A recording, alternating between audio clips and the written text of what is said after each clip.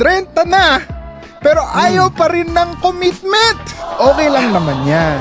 Pero, walang sisihan kapag bumingo ka na. Ibig sabihin, pag yung edad mo, dumating na sa bingo Sa bingo card ka na. kasi nga naman, masakit ang situationships. Pero mas masakit kung lagi kang natatakot maging committed sa isang relationship. Wow, rhyming. Tara at pasukin natin ang makinang na mundo. Makinang. Na ito. Na mundo na ito ng mga trentahin. Pagdano? 30?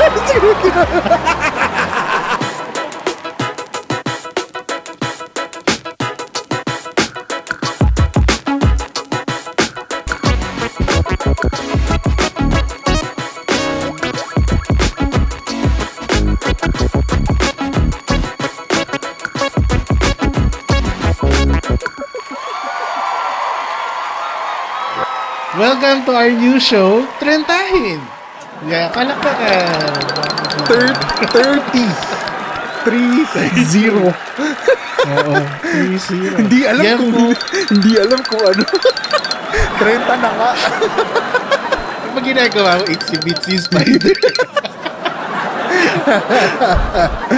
Okay, para sa mga first time makarinig ng word na trentahin, ang ibig sabihin lang po nito ay ito yung masakit marinig ng mga nasa age 30 and up. Kasi feeling nila last train home na. Diba? Yes. Bakit ba laging may biro yung mga trentahin? Kasi yan ang huling araw na sisweldo ka. Diba? Huli. Yan ang huling araw sa kalendaryo.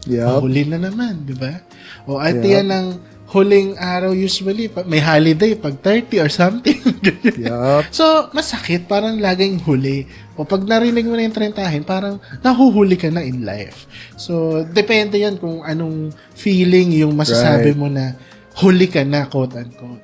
Pero on this show is the place where we will rank and we will roast and sometimes explain the weird, the funny, and confusing parts of your adult life in your 30s. At dahil buena manong episode ito ng Trentahin,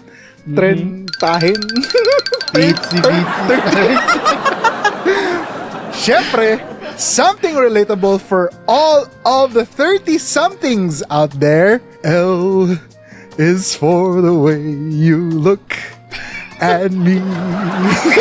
L-O-V-E, love. Ay, nako. Yeah. Yung mga kasamahan ko dyan, mga single. Single. Buti Yoy. sinabi mo, ang rinig ko senior eh. Hoy! Love. Pero with reservations, ito, di ba? Parang kasi pagdating mo ng 30-something at single ka pa rin, mix. Stephen. Lalo na ako. Yung edad ko ngayong taon eh, talagang huling araw na ng kalendaryo. Ng kalendaryo. Pero yun na nga eh. Rewind. Oo, kasi yun na nga eh. Sabi nga ni Stephen is, dito sa show na to, we're here to roast. We're here Kala to nyo, roast. tatamayan namin kayo. Hello. Hindi. Sama-sama tayo dito. Exactly. Okay. Especially sa lahat ng tao dyan na, you know, nasa 30 at pataas na, alam nyong sobrang hirap na ng paghanap ng relationship sa ating edad. Ako pa lang eh. Bakit i-set up nga natin, bakit nga ba ang mga trentahin parang naghahabol na? Ano ba yan? Dahil sa pressure?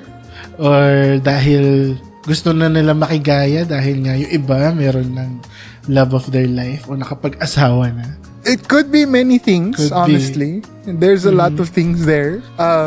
Pero for me, para lang ma-shut up lahat ng tita na nagsasabi, uy, tanda mo na, di ka pa kasal. Joke lang. O kaya pag alam nyo, yung nagtsahin yung nagsabi na yun, yung asawa niya nangangaliwa, tanungin nyo din siya, alam nyo po ba nangangaliwa?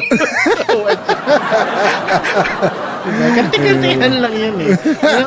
Walang pasagan ng trip. Pero for today's episode, sabi nga namin sa intro kanina, magdedwell tayo sa situationships. Yes. Kung nanonood kayo ng Snap, you would see questions there that we often answer are about situationships. Or rather, nag-break na sila but they want to get back together due to circumstances. No. Which is a situation. Yeah, which is no. So that's why on today's episode, we will mix together two amazingly very strong poisons in life. Being 30 and having a situationship. Oh my gosh. That's so Sabi nga toxic. nila, 30s is the new 20s. So, pwede pa. pwede pa magkamali. Ano nga ba ang situationship? Do you want to explain it on your words or do you want me to try to explain it in my words as someone who's been through many situationships? Okay. Sige. I will bring to the table the dictionary reference and then you bring to the table your reference. So it says from a dictionary that situationships are or is a non-formal, non-established romantic relationship. In other dictionaries it says it's a non-established sexual relationship. Wow. Aligo kayo ng malamig na tubig. Diyos ko. Yun sa'yo. Anong... Sa akin, ang definition ko ng Definition. situationship, yung nagpapakatanga sa pag-ibig. Yan. Nagpapakatanga sa isang taong, akala mo siya na lahat. Yun pala, meron na siyang iba. Or, ginagamit ka lang. Ayan, yan ang situationship. Ginagamit ka lang na... Tagabuhat ng cabinet. Ikaw nagsabi yan, hindi ako. Ano pa? Tagabuhat ng cabinet? Ano pa? Tagabayad ng pagkain? Ano pa? Madami na po akong nagampanan sa buhay ko dahil sa diba? pagkakatanga ko sa pag-ibig. Lakas baka foundation. Foundation. Why do Trentahans always end up in situationships? I would agree because, the aunties and the titos would always ask, bakit hindi ka pa nag-aasawa? Right. O bakit wala ka pang nahahanap? Sometimes nga, they would actually ask yung about sa gender mo pa kasi, wala kang ganito, o baka tomboy ka, o baka bakla ka. Yeah. Parang meron laging bias na, pag 30 ka na, wala ka pang ganito, baka may problema ka sa gender, baog ka, or whatever, mga ganun. So, hindi naman yun lagi kasi na, yun yung circumstance. It could be either the economic situation or it could be focus ka lang muna sa career mo. Right. Ayaw mo mahirapan or nakikita mo lang na hindi maganda yung modeling ng ibang may asawa na o may ibang pamilya na. Kaya sasabihin mo na ayoko maging ganun. Baka mag-end up lang akong maging katulad nila. Yeah. So, yun yung minsan na kaya nag-end up tayo in a non-committed relationship. So, sabihin na lang natin, fling-fling na lang para safe. Pag hindi naging okay, di split na kami. Yes. Madami na ring takot to let other people know them, in a very deep level. Because I am myself going through therapy, and one of the things I've learned through therapy is, na there's a whole lot of people na they're just really scared na gamitin yung vulnerability nila against themselves, which is very fair, and that's why hanggang ganun lang sila mag-relationship. Hindi sila all in all the time. Pero may mga Kasi katulad din na opposite nila na katulad ko, laging all in, kaya laging nasasaktan. Oo. Yun naman na masarap mo magmahal. Diba? Pag all in. Isipin mo nila, malas na lang no hindi tumanggap yung pagmamahal. With regards to that, in Trentahans case, situations were the former summer flings, which is very true kasi nga, at least dito sa US, or actually, back in the day, when nung nasa Pilipinas pa ako, usually, di ba, pag summer, ayan, may mamimit ka somewhere, tapos parang, ano kayo, di ba? Parang sobrang sweet nyo, para kayong magjowa. Yeah. Tapos, after the summer ends, wala na, you know? Uwi na kayo sa bahay nyo eh. Exactly. You know, these former summer flings that we had during our beach trips during school vacations. You know, yun nga, when you met someone at the beach and then had an MU or mutual understanding for a week or two. Yun nga eh. Tapos umuwi ka na, wala na. Wala na. Kasi naman, para sa mga 30 ngayon, wala kaming social media noon. Yes. Para sa mga batang nanonood lang Yes. kahit text, wala noon. Oh. Tapos tatanungin ng bata sa'yo, ano pong ginagamit niya noon? Ibon? Ano to? Papalitan doon. Hindi, wala noon. Telepono lang meron noon. Kaya wala dyan yung mga, ngayon may mga napapanood kasi akong palabas eh. They would ask for, what's your Instagram? Oh. And then they're instantly connected even Exactly. if they're far apart. But in our case, walang ganun. Right. Talagang when you met someone, it's either you stay there, stay Yeah. committed, and then get into the relationship. Right. But of course, as people our age back then Yeah. would be in that situation, we're just teens. Right. Nasa high school pa lang yata kami nun. Yeah. Wala naman kaming cellphone. Wala naman kaming ability na magstay there. We need to go Right. back to where we came from. So, Yeah. it's really a goodbye Right. when you meet that person. Kaya nga may mga movie na ganun eh. Nakita sila somewhere and then they would accidentally meet somewhere again. I Right. mean, that's just destiny. But Yeah, doesn't coincidence. happen to all of Yeah. us. Na-mention mo kanina yung can I ask for your Instagram or what's your Instagram? You know, parang sobrang dali natin ibigay yung ganun ngayon. Not thinking that, you know, we post very personal stuff on our Instagrams. It's the same thing for when you give out a phone number. Kasi phone number is your direct line technically, di ba? Parang you're giving that out to people and then you're basically giving them access Yeah. to you. Yes, you can choose not to reply. However, meron siya nung access sa'yo technically. And for a lot of people, that scares them. Kasi nga parang, nga naman, privacy mo yun, di ba? Yeah. Tapos meron lang access yung random person na na-meet mo somewhere. So, bakit nga ba kasi importante Yeah. bakit importante nang mag-commit sa relationship when you're in your 30s, not just because you want someone with you, but because you love them, you know? Yun yung pinaka-question dito eh. Bakit nga ba importante mag-commit? And, Just to clarify, hindi naman namin kayo pinipilit. yes, no one's forcing you to commit. Go Siguro ahead. we're just saying na when you're 30s, why shouldn't you do situationships? Right. Kasi in situationships, someone gets hurt, Yeah. and then you replace them, and then you get hurt, and then someone replaces you. Parang para lang kayo naglalaro eh. Yes. So parang sinasabi natin, since mature na tayo, we're responsible adults. We're Right. saying all that all of the time eh. Yeah.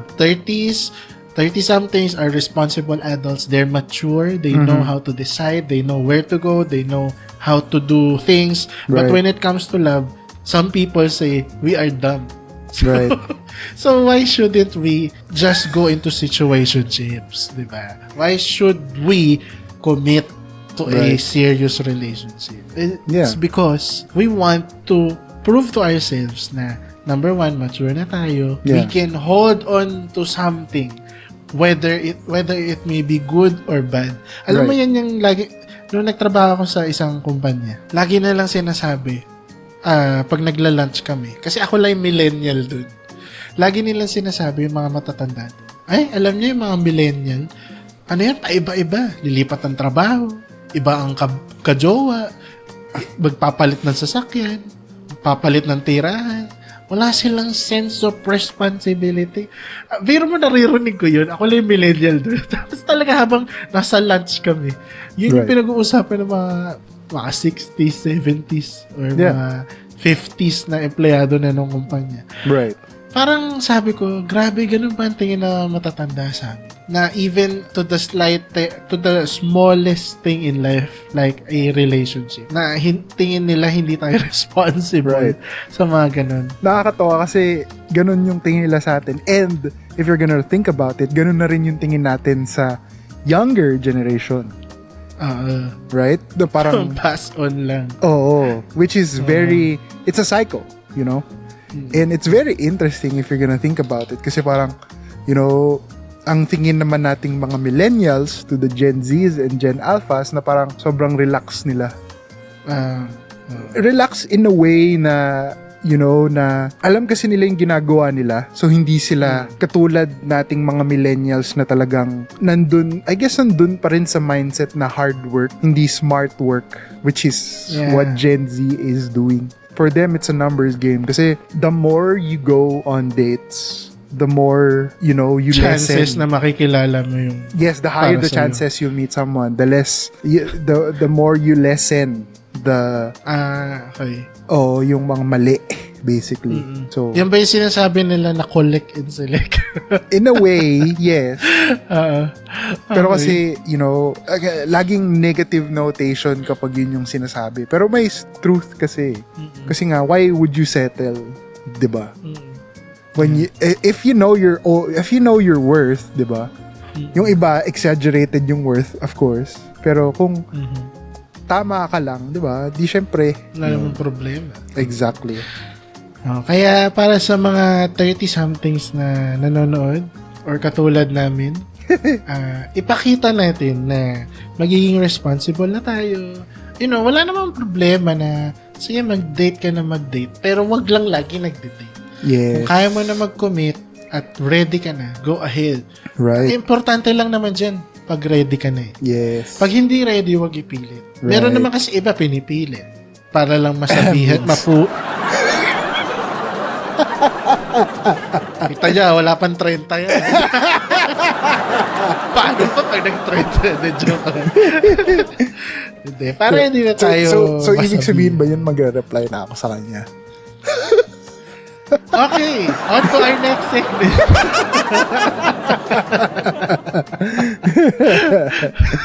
Bahala ka dyan. Sabi mo maging responsible.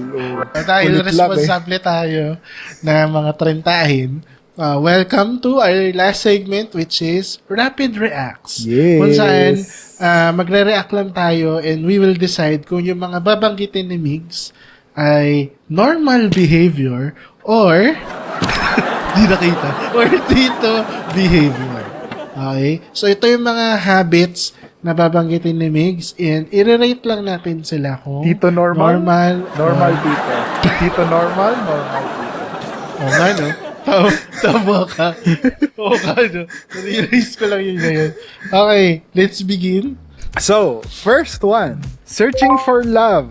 Swiping sa Tinder or Bumble. Normal. Normal Normal yan. Okay.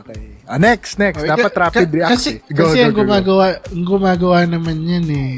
Yung naghahanap talaga. Yes, Oh, exactly. di ba masasabi Nagpo-put natin in yung effort response sila. Okay, next. Next. Rapid react. Rapid reacts. O nga Okay, pala. number 2. Nakahanap na ng love. Tinatamad na replyan tonight ang ka-talking stage kasi maaga pa siya bukas. Dito. 3, 2. Obviously. Dito yan. Nag-melatonin na yan. Oo, tulog na yan. Okay. Next. Standard in dating. Dapat may HMO ka na rin ka-date mo. Dito yan. Obviously. Tito. Hindi na pwede kasi mag-crispy pata yung mga nag-date na tarintahin. Naninigurado Tatayin yan. mo sa puso. Oo. Next.